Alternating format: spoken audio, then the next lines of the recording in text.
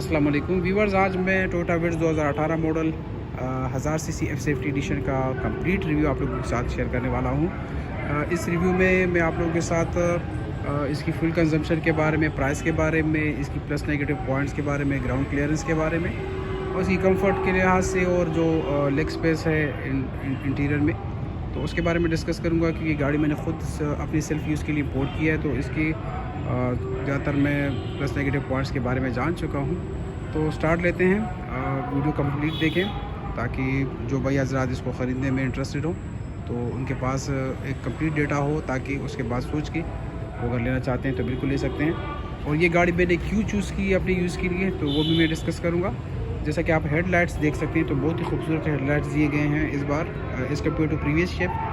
Headlights बहुत ही खूबसूरत, नहायत नफासत के साथ जो है लाइट्स बनाई गई हैं। यहाँ पे इस क्रोम की जो पट्टी आप देख रहे हैं बम्पर में, इसको हेडलाइट्स की लाइनिंग के साथ बिल्कुल सेमी एलिमेंट में दिए गए हैं, जो कि बहुत ही खूबसूरत लगते हैं। अच्छा, एक ड्रॉबैक मैं आपको इसकी बताता हूँ।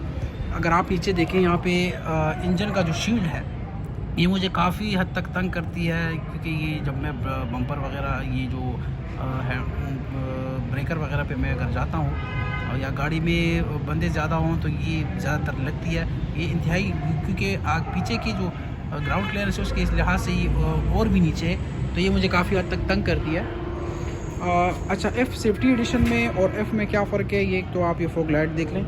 ये फॉग लाइट ज़्यादातर एफ़ सेफ्टी एडिशन में आती है, ना कि एफ़ पैकेज में।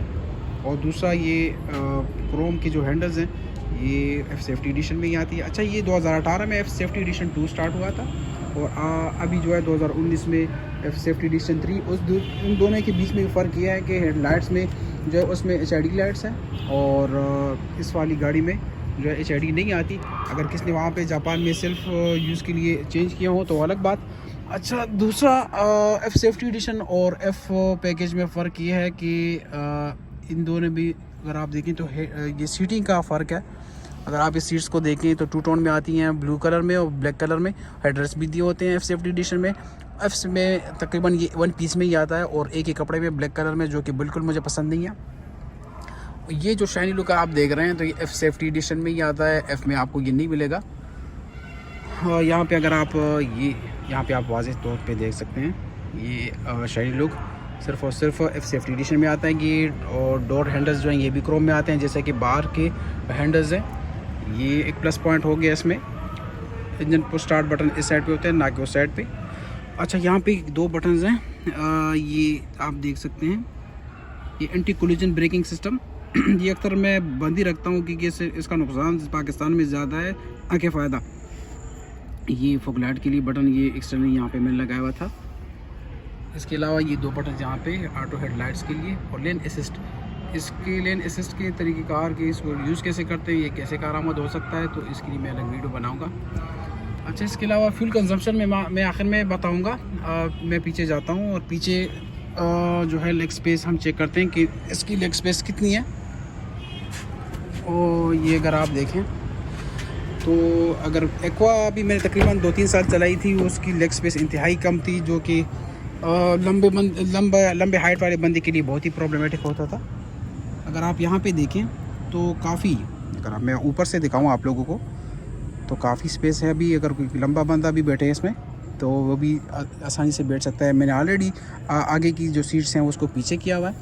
यहाँ पे भी अगर आप देखें तो ईज़िली 3 बंदों के लिए जो है सीटिंग है। मतलब एक्वा और विड्स, इनकी शेप ऐसी बनाई गई है, लेंथ जो है विड्थ वो एक ही जैसी है। मतलब आप 3 बंदे पीछे 2 बंदे आगे इजीली बैठ सकते हैं। लेकिन पाकिस्तान में हम 4-5 बंदे भी जो है ज़बरदस्ती बिठा देते हैं।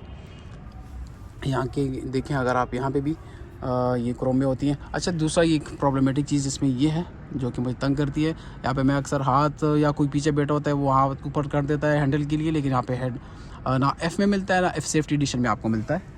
इस साइड पे भी नहीं है, लेकिन इस साइड पे तो नहीं होता, खैर ड्राइवर का साइड, और सिर्फ एक इस साइड पे ये दिया गया होता है, जो कि मुझे लगता है कि इसमें ये कमी है।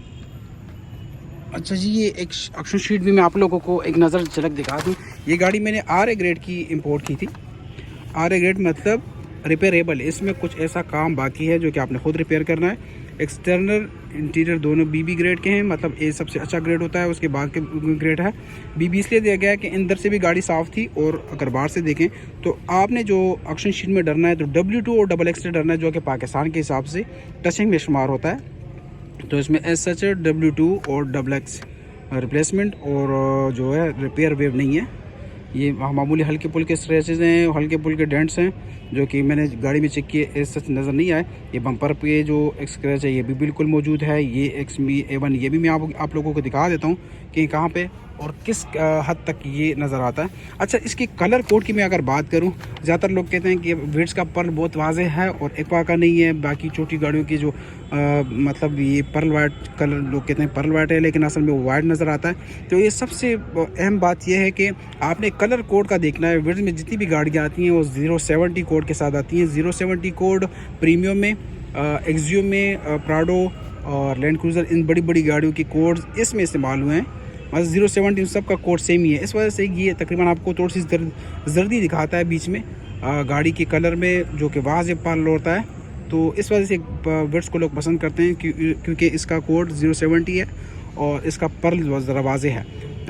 एक्वा का जो प्रीवियस मेरे पास गाड़ी थी एक्वा, उसमें 082 कोड था, जो कि बहुत वाज़े नहीं था। बहुत ही मुश्किल से आपको उसकी पर्ल वाइट की कलर समझ आती थी, मतलब वो ज़ाहिरी तौर पे वो वाइट ही नज़र आता था। तो ये आपने इसमें ध्यान रखना है कि कलर कोड जो है ये बहुत ही ज़्यादा मैटर करता है। ये 42,000 चली थी ये गाड़ी जब मैंने इंपोर्ट की थी 2 महीने पहले। अच्छा जी, पीछे में अगर मैं जाता हूँ, ये अगर आप यहाँ से देखें, इसकी टेल लाइट जो है वो इसको तकरीबन थोड़ा सा वेज़ल का जो है टच दिया गया है, जो कि बहुत ही खूबसूरत लगती हैं इसकी वजह से। अच्छा, अगर यहाँ पे मैं डिग्गी का जो है स्पेस की बात करूँ, तो अगर आप यहाँ पे देखें तो ये स्पेस काफ़ी हद तक अच्छी है। यहाँ पे आप इजीली ब्रीफकेस वगैरह या कुछ हल्का फुल्का सामान बिल्कुल रख सकते हैं। सीट को आप फोल्ड कर सकते हैं, सामान अगर ज़्यादा हो आप रख सकते हैं बिल्कुल। अच्छा, यहाँ पे अगर साइड से मैं उसकी बात करूँ ग्राउंड क्लियरेंस की, तो ग्राउंड क्लियरेंस इसकी एज़ कम्पेयर टू पासो अल्टो इसकी कम है, जो कि मुझे थोड़ी सी तंग करती है। जब अगर मैं बंदे ज़्यादा हूँ या ब्रेकर कुछ हाई साइज़ का हो या बड़े साइज़ का हो तो ये तंग करती है बिल्कुल। अच्छा जी, इसकी फ्यूल कंजम्पशन के बारे में मैं अभी थोड़ा सा आपको बता दूँ। मैंने कुछ और वीडियोस भी शेयर की हुई हैं ऑलरेडी, वीडियोस आप चेक कर सकते हैं चैनल में। अच्छा जी, तो ये गर्मी में और विंटर सीज़न में अगर आप जो भी गाड़ी चला रहे हो तो उसके फ्यूल कंजम्पशन में फ़र्क आता है, क्योंकि एक तो एसी स्टार्ट होता है उसमें, और एसी के अलावा जो है आप जो फ्यूल लॉस होता है गर्मी की वजह से ख़ुद अपना, तो उसकी वजह से कंजम्पशन में कमी आती है।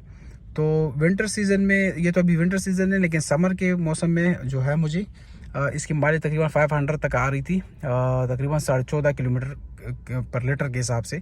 लेकिन जो अभी विंटर सीज़न है तो अभी 600 इसने मुझे लास्ट टाइम दिया था, 17.1 किलोमीटर पर लीटर के हिसाब से। तो उस हिसाब से अगर मैं देखूं तो बिल्कुल अच्छी गाड़ी है।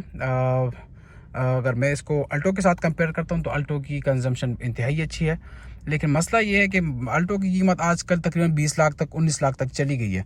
तो मैं जब गाड़ी को ख़रीद रहा था तो मैं यही सोच रहा था कि अगर मैं गाड़ी पे तकरीबन 2 मिलियन प्लस जो है इन्वेस्ट कर रहा हूँ, गाड़ी की लुक भी इस तरह ना हो, एक छोटी गाड़ी लगे, तो इससे बेहतर ये है कि मैं विड्स गाड़ी लूँ।